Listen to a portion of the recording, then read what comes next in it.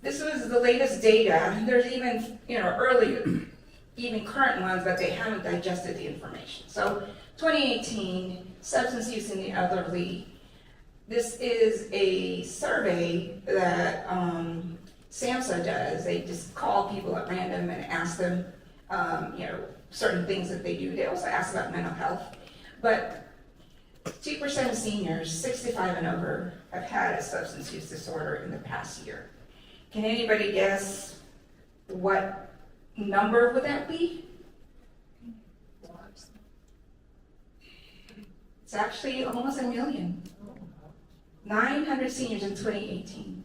We are 2023, so I can imagine what it is now. I read somewhere too, they predicted by 2025.7 seniors, million, something like that. So the data is still out, they're still digesting it. Can anybody guess the 2 most commonly abused substances among seniors? Alcohol. Right. Opioid. Right. Wow. It was her. The most common way is because grandma is aching. Be free with that, right? And I blame Purdue, and it's sad because they are psychiatrists themselves. But that's how it happened, okay? 1.3 seniors reported misuse of opioids in the past year. So we talk about alcohol. 10.7, 10% of seniors binge drinking in the last month.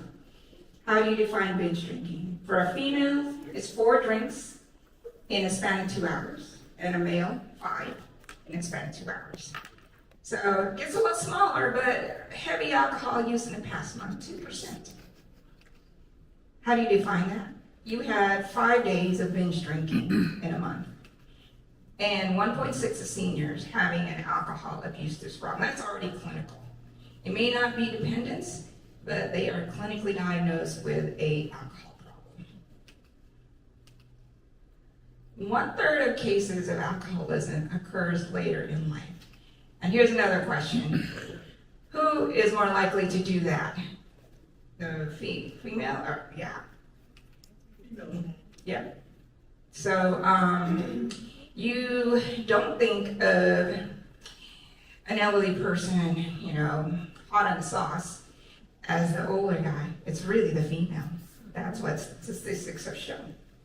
0.5% of seniors misused tranquilizers during the past year. And I struggle with it, but how do you define that? Because I wanted to tell you about that. Well, tranquilizers really are what they call sedatives, and it's a mixed bag of anything that puts people down.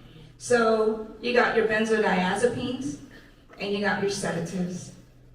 I don't know if anybody can really read what's in that sedative, Xylomed. I just found out that it's a horse tranquilizer, and it's becoming like, there's a street value to it. The other sedative that we all know is propofol. That's what Michael Jackson died from. Because he was going at it 24/7, getting ready for his, new tour. Revved up, couldn't sleep. So, the doctor gave him too much propofol. So, what are the reasons why we may prescribe Clonopin or Xanax? They're a little anxious. They're just, she's at an age where she wouldn't be abusing it. Or they can't sleep. But the problem is, a lot of times we continue these medications and really fail as clinicians to assess why is it they need to continue. So, doc, I can't sleep. Oh, here it is, take the Xanax, you'll be all right. Without really considering what is the underlying cause that they're having a problem with. It could be because they're an alcoholic and they haven't had a chance to drink for the day, they can't sleep. And then you just fed their addiction. And of course, most important is that, when you are at that age, they will have a lot more medications to deal with. And they have this exponential effect. So there are medications out there that will actually increase the duration of these medicines. Heath Ledger, pretty sad. He was not a quote-unquote drug addict. He was prescribed, I believe, one or the other, either Klonopin or Ambien in the beginning, and he couldn't sleep, so they added the Ambien, and that's what happened. That's in a young man. Imagine what can happen in an elderly patient that with a lot of body changes, and I'll get to that.